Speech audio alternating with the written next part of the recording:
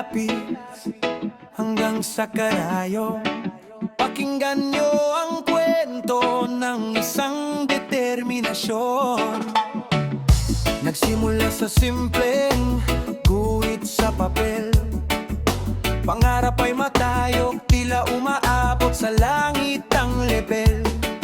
Kahit puyat at pagod ay hindi iniinda, basta't ang bawat linya may buhay at ganda. Sa gitna ng disyerto, tunay sumugal, bitbit ang talentong sa puso ay mahal.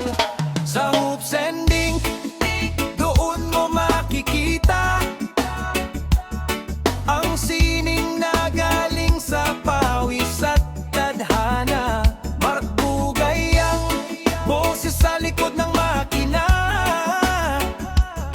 Mula 2021, Riyadh ang naging saksi at kuta. One love, one ink, one soul. Hindi naging madali ang pag-ukit ng pangalan.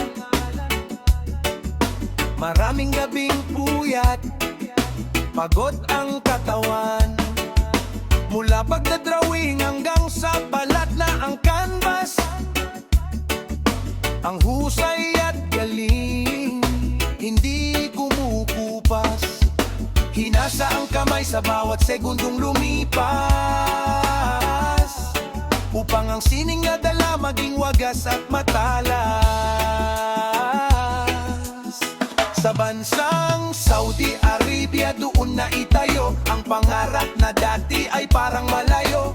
Ngunit hindi dito nagtatapos ang laro. Gusto pa maging mas magaling, mas bihasa, mas seryoso. Sa larangan ng pagtato, siya ay patuloy na lalago.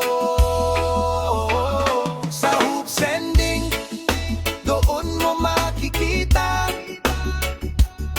ang sinin na galing sa pawis at tadhana. Mark Bugay ang boses sa likod ng makina.